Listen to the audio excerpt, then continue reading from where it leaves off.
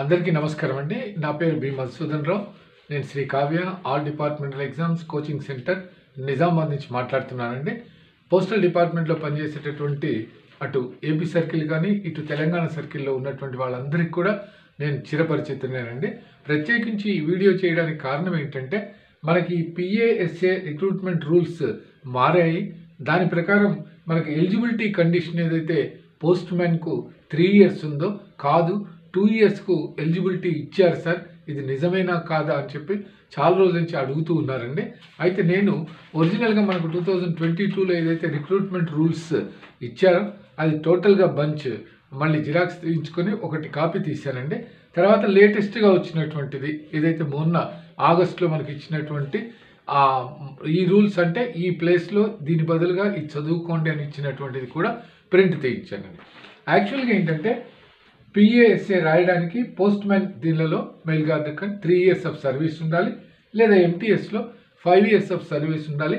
ఏ year examination జరిగితే ఆ year జనవరి 1వ తారీఖు 1/1/2025కు సర్వీస్ కండిషన్స్ ఎలిజిబిలిటీ ఉన్నటువంటి వాళ్ళందరూ కూడా 2025లో నిర్వహించబోయేటటువంటి పిఏఎస్ఏ ఎగ్జామినేషన్కు అర్హులు. ఇది జనరల్ కండిషన్, మీ అందరికీ తెలిసినటువంటిది.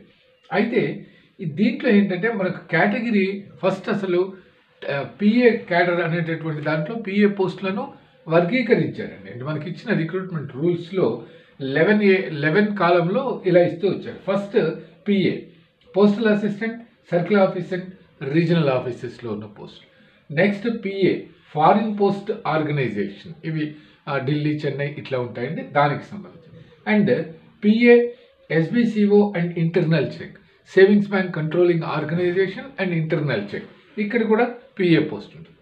Next postal assistant, post office, postal side ఉన్నటువంటి పోస్టల్ అసిస్టెంట్. నెక్స్ట్ ఉన్నటువంటిది సార్టింగ్ అసిస్టెంట్, ఆర్ఎంఎస్ సైట్, మీకు తెలుసు రైల్వే మెయిల్ సర్వీస్. ఈ 5 categories of PA post are there in the department.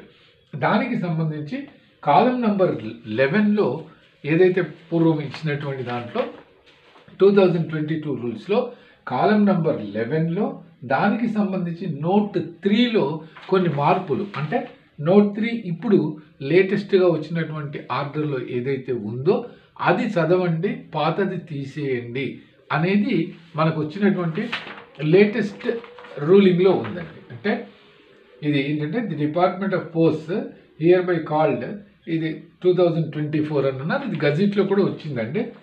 Against serial number 1 relating to the PA cadre, column number 11 for note 3 the following note shall be substituted namely, అంటే గతంలో ఉన్నదానికి బదులుగా దీన్ని చదవండి, గతంలో ఏదైతే ఉందో దాన్ని తప్పించండి, ఇది చదవండి అనేది ఉందండి. అదేంటనేది నెక్స్ట్ వీడియోలో చెప్తాను. Thank you.